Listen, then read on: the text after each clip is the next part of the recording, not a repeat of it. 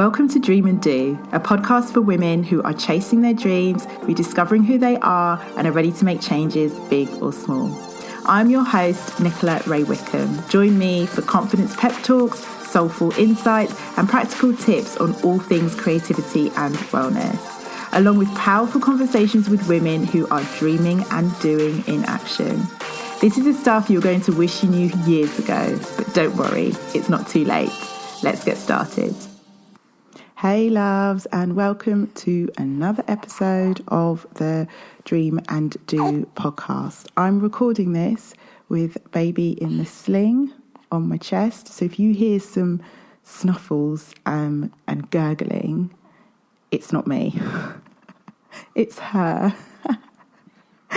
In today's episode, we are going to do a little bit of soulful marketing training, I'm going to call it. We're going to get a bit practical.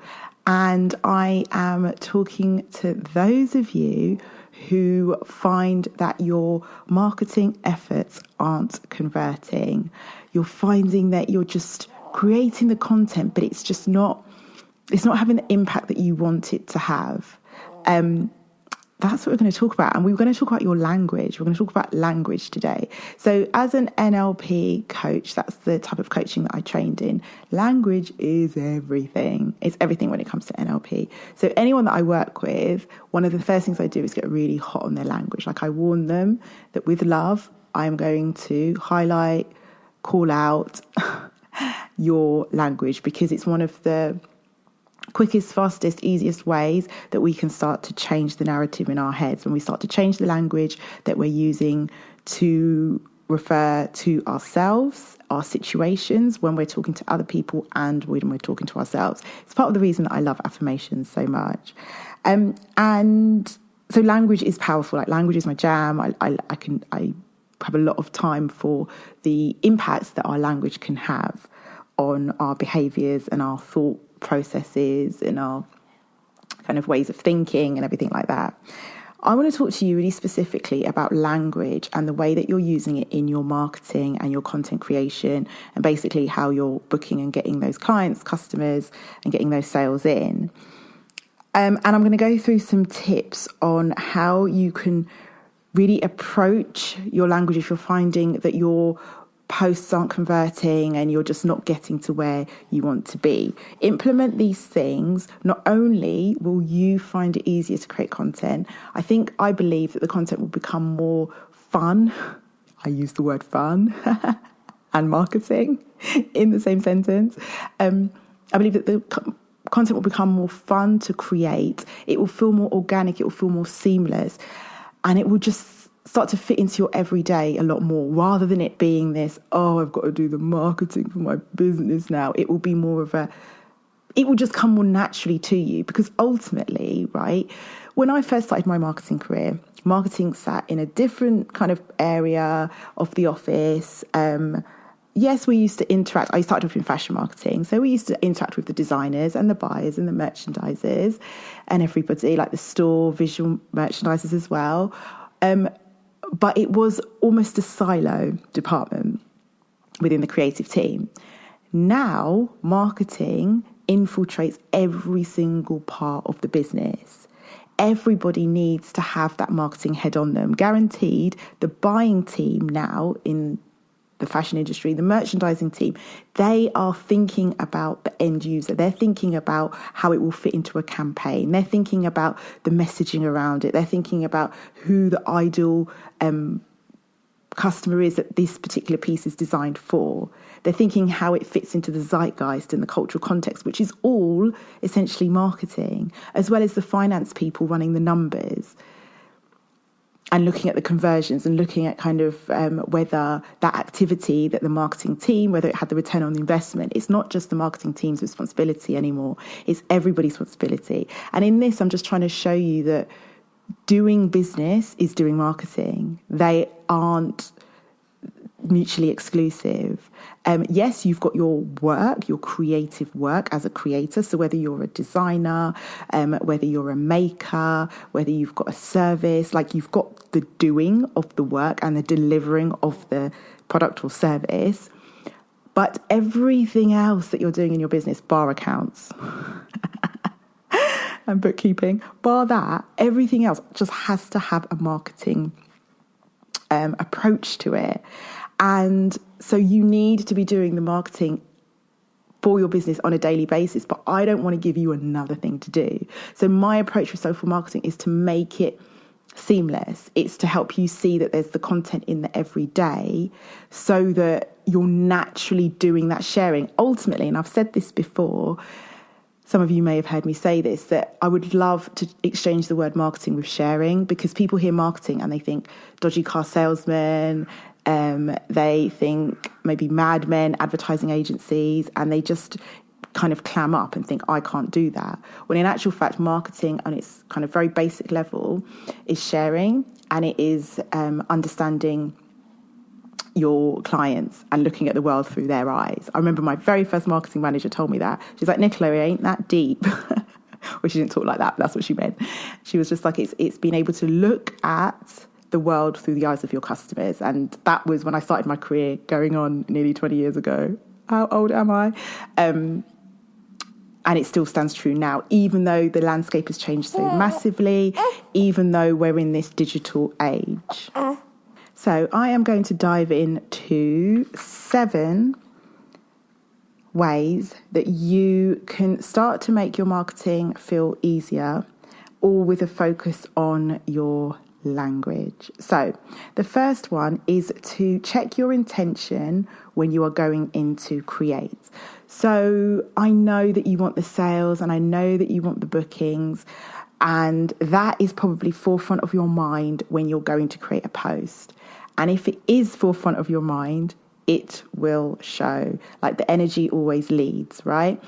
When in actual fact, if you change up the energy, you change up your intention to be, right, I want to what the impact is that you want to make. So with this post, I have X person in mind because I know that they need to hear this today. It's like, what does my audience need to hear today?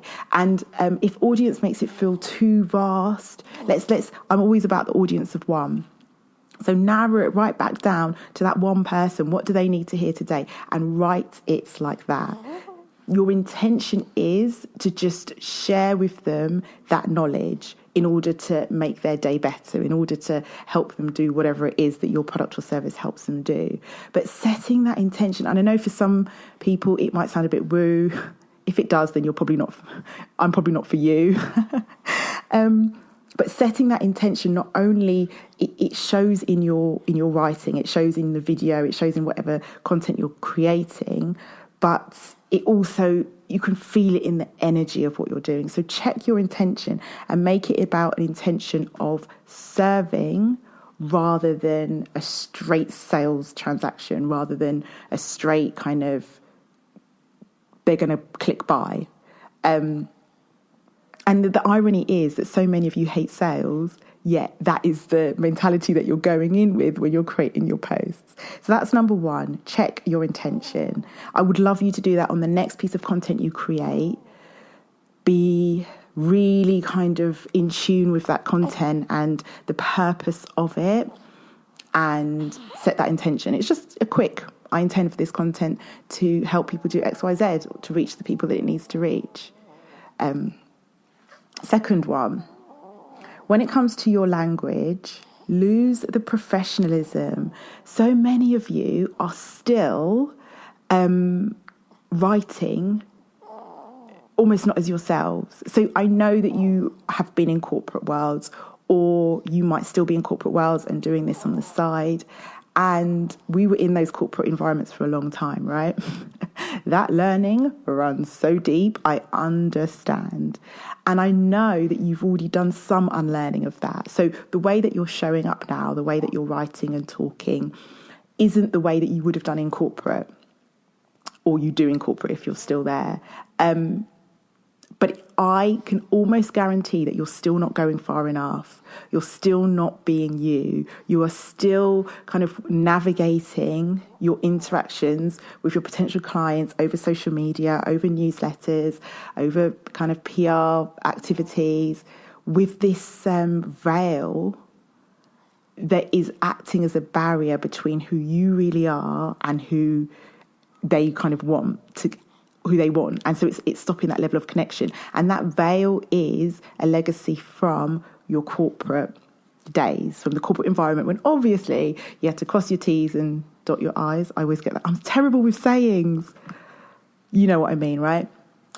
When you had to act a certain way, when you had to write a certain way. For some of you, it might be that you were in the academic world for a really long time. And so that's kind of the legacy that's with you. But I know for a lot of you, it will be the corporate world. Lose the professionalism. Change your definition of what professionalism is, right? Being professional in the corporate world comes with so many conditions and limitations, and almost it creates cookie cutters, right? Because there's only kind of one way to be professional. Whereas when you're doing your own thing, when you're a one-woman band, when you're kind of foraying into building your brand like you are, your definition of professionalism is, for me, let's go there. Okay, your definition of professionalism is being consistent. It is delivering on the promises that you make. It's showing up even when you don't want to. It is being yourself and having, being yourself and integrity and holding a high code of ethics. That is what is professionalism. So if you send out, and I'm not advocating that you do this on purpose, but if an email goes out with a typo, it's not a big deal. That you haven't kind of gone against any of what we've decided, or I've just invited you to accept as your new definition of what professionalism is. If, like I was doing client calls last week with baby strapped to me, in my pajamas. Now, if I was in my corporate role, I sure as hell couldn't do that. But I'm not, and I can do that now, and it's not unprofessional. I know some of you might be being like, ooh, that's unprofessional. If you felt that, dig deeper into why. Because there's some judgment there that if you can let go of that judgment that you might have had towards me, prancing around on Insta stories in my pajamas, doing a client call in chemistry call in my pajamas, then it releases you up to do the same. I'm not saying that you want to do like your business interactions in your pajamas, but it loosens you up to just show up as you are, right? So that professionalism is holding you back. So I've talked about now how that professionalism is kind of holding you back in terms of the way that you're showing up. But what it's doing as well is that it's not connecting with your peeps. It's not connecting with your ideal clients because it's lacking emotion, right? Corporate doesn't have that level of emotion that you, in your beautiful position as a brand owner of the type of businesses that you have, these purpose-driven businesses, emotion is key to us. I can't even express how strongly it matters. Emotion matters.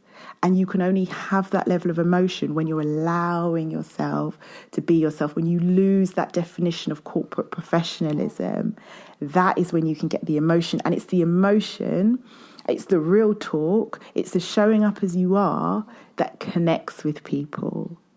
So don't be afraid to just... And I've got some other tips coming on to help you sink more into that. But please, please, please, you need to lose the professionalism. And I know that you think you have done to a certain extent. I want to push you to do that even more. And I know it's coming out of your comfort zone, but that's what it's all about, right? That's where the magic is.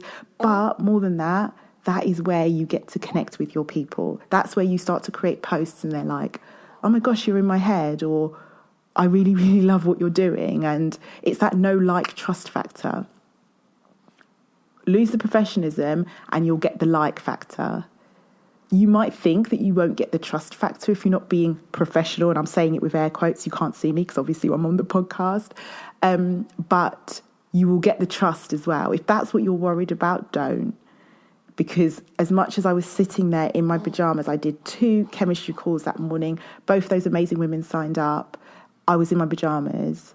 I had it obviously would give me the like factor. It did not take away from having the trust factor, and it won't take away from you either. Number 3, this is a really key one. Use your ideal client's language, their life, their circumstances, their scenarios, meet them where they are.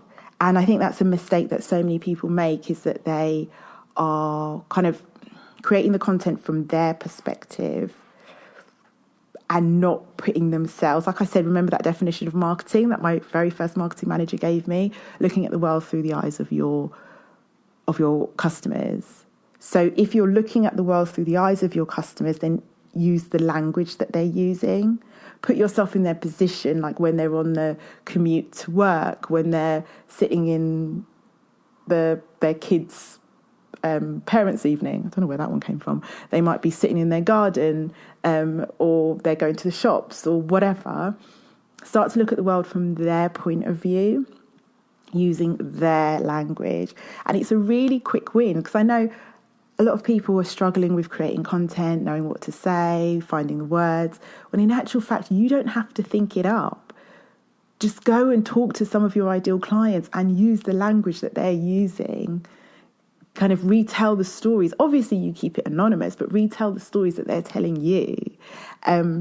It's all there on a plate for you. Use their language. It's so powerful. That's when you're starting to get responses like, oh my goodness, are you in my head? Yeah. Okay, number 4, relax. You didn't think I was going to say that one, did you? Relax, because you are enough. Your people, we just want you to show up as you. Yeah, we just want you to show up as you. You are your USP, your unique selling point. You are your competitive advantage. As I said, as a one-woman band, we are dancing that place of being a personal brand and a brand. And it means that you infuse you into the mix. But in order to do that, you need to just relax into it. And it also comes into the self-worth piece, comes into everything, right? But it's recognizing that you are enough as you are. And when you can acknowledge that, then it becomes far easier to be able to just show up, because it's like, I'm enough. And that is a work in progress. I wish I had like a magic pill that I could give you to automatically feel enough. There's evidence in action. Oh, hold on a minute, I've got that wrong. There is confidence in the evidence. You find the confidence. Oh my gosh, I'll get there eventually. My point is, you need to go out there and try it and do it. And the more that you do, the easier it gets. And obviously with the clients that I work with, we work on their self-worth and their enoughness as well. So there are things that you can do, but ultimately there isn't a magic pill, and it's a journey. But starting to step on that journey is what's going to get you where you want to be. What number am I on now? 1, 2, 3, 4, 5. Oh, I love this tip because it goes against what we were all taught at school. So I don't know about you. I was most definitely told at school, do not write as you talk. I'll repeat that. They said, do not write as you talk. And so when I started my own business, and even previous to that, when I had my blog as my creative outlet, because I used to be a wedding blogger, and that was when I started writing as I talk. And I advocate that is one of the most powerful ways to just become across as you. And it links into my earlier, one of my other points about losing the professionalism. One of the easiest ways to lose the professionalism is to start to write as you talk. And I have to caveat that with, it's not as you talk in the boardroom. It's how you might talk with your friends. Yeah, it's how you would talk if you had your ideal person in front of you. It's how you would talk when you start to relax. That's how I want you to approach it. So write as you talk and talk as you talk. I have to add that talk as you talk in, because obviously there's podcasting that is a lot more. Lots of you have podcasts or want podcasts. There's video, so you're actually talking. So I have to caveat with the talk as you talk. But basically, imagine you're talking to your best friend. Like, that's my piece of advice for people that are too scared to press record. Pretend you're talking to your best friend. How would you talk then? And when you're doing any writing, write as you talk. One way that you can do this, and this is kind of a tip for when you're busy and you're finding that there's no time to create content.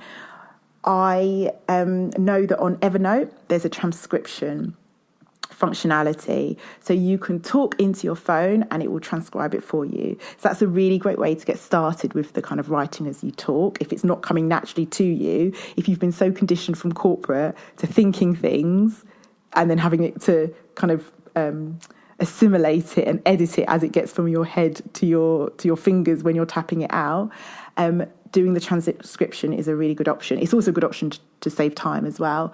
And I believe that Google also have a transcription service. I've not used it yet, but I did hear on the grapevine that they do. So that's just an added tip for you. Okay, I am now on number 6. Being yourself should be the easiest thing on the world, right? On paper, being yourself should be easy, but we know that it's often actually the hardest thing. And it's the hardest thing for our generation, because I feel like, and there might be some millennials listening to this, so I don't want to generalize too much, but I do feel that there's a difference in kind of the Generation X and the millennials. And with Generation X, we were taught to assimilate, we were taught to edit, we were taught to hide parts of ourselves to fit the professional picture of what we needed to be to thrive in those environments. We can layer on that the race element and systemic racism and the impact that has had. But no matter what your background, what your cultural background is, as a woman from kind of Generation X, the conditions were different and the expectations were different upon us. And we weren't encouraged to be ourselves at all. Whereas I feel like millennials are encouraged to be themselves. They've got this millennial sass going on. But that is I could talk about that a lot. That's a whole other podcast episode, which will come. So my point is that it should be the easiest thing in the world, but we all know that it's not, right? There's some unlearning that needs to be done along with the learning in starting to become more of yourself. But if you set the intention, it's something you want to do, you follow all of the tips that I have listed above, they will help you to start to sink into that being yourself more. And I know for some of you, it will be a bit of I don't know who I am. So there's some work that needs to be done there. And again, it's okay for us to grow out loud. We don't have to do the work and know who we are and then go and launch the thing. No, launching your own business or brand is the biggest personal development journey you will ever do. So do it all together. Take people on that journey with you. But once you start to, so some of you won't know who you are. Some of you will be getting that sense of who you are, will know who you are. So you'll be able to write something and look back at it and be like, does that sound like me or not? And if it doesn't, then scrap it and start to write it again as you talk. Another way to know whether you are showing up really as yourself is, how does it feel? At first, it might feel scary, I know, because you're not used to doing that. It's stepping you out of your comfort zone again. But then once you've done it a few times, you'll know the feeling in your physiology, you'll know the feeling in your body, the difference between when you're actually being yourself and when you are playing that part, being who you think you should be. If that word should is coming up in any of the rhetoric that's going around in your head, that's probably a sign that you're not being yourself.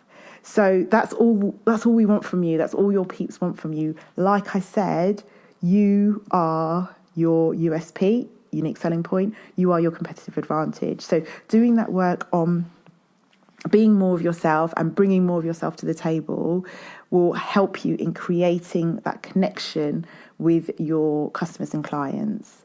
And being yourself will infuse itself into your language and into the way that you show up. all those little quirks that you have, they're all part of you, and that's what we want to see. Like, it's okay to say on the podcast. It's okay to forget your chain of thought. It's okay to have your baby on your chest gurgling away. And the last point, number 7, is just about, with your language, it's almost a dance. It's a dance and then it's a partnership. It's a dance from your side of you bringing yourself to the table, of you writing as you talk and talking as you talk. And then it's that other side of it where you're using the language that your ideal clients are. You're meeting them where they are. And then you're kind of meeting in the middle in this kind of beautiful combination of it just working. And that is almost indicative of the ecosystem of your whole brand, of how it could work with your marketing. It is that bringing yourself and then really knowing your customers in depth and meeting them in the middle. So traditional marketing, like the way I was taught marketing, is that it's all about the customer. It's all about customer perception, and it all kind of almost the traffic is coming in that way. And we are just going to be what the customer wants us to be. Whereas with the beautiful brands that you're building, it's more of a coming together, a meeting in the middle, where you definitely decide who it is you want to work with. You show up as who you are and you attract them in, but then you don't leave it to chance. You know who they are. You're using their language, you're using their scenarios, you're looking at the world through their eyes.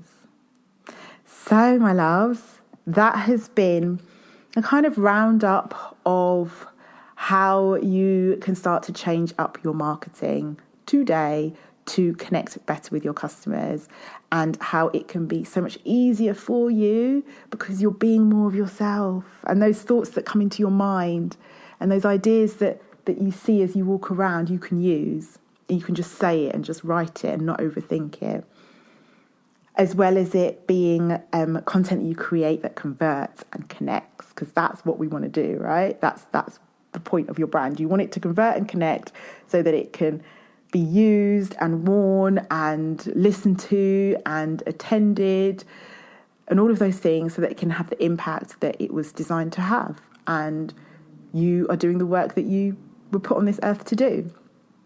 So if you've got any questions at all, hit me up on Instagram. I would love, love, love, love to hear from you. This has just been a snippet of what we're covering in Dream, Do, Flourish. I'm so excited about it. It's my creative coaching experience, and we start off in mid-June, and it's all about, it's specifically designed for women who have that idea and are sick of remunerating on it. They're sick of daydreaming about it. They're sick of talking about it, and their families are sick of hearing about it. And they know that they are ready to take it and absolutely fly with it. They don't want to be scrolling through the gram and seeing someone else executing their idea. They are ready to do it. And what I will be doing, it's kind of where marketing meets mindset, which is exactly what we've covered in this episode, has shown that it's the practical marketing strategy stuff, but it's also the mindset behind it. Because really and truly, there's Google, right? I mean, you can learn a whole lot from Google. Not only is this neatly packaged, but you can, so you don't have to do all of the endless searching, but you can learn a lot from Google. And I know that you guys know stuff, but you're not implementing it. And it's that mindset behind it. So it's where marketing meets mindset and mindfulness as well. The link is in the show notes. Like I said, come over to Instagram, say hello, let me know what you think of this episode. If you'd like any information about Dream, Do, Flourish, then hit me up. But yeah, it's been really good to do this episode, and I really hope that you find it helpful. Go forth and create amazing content that connects. Sending you so much love. Have an amazing day. Thank you for listening. It is so appreciated. If you like what you heard, help your girl out by subscribing on iTunes and leaving a review. And I'll be picking out a reviewer each month to receive a very special affirmation card and print pack. So get over there to get yours. Sending you love and light as always, and I will see you really soon.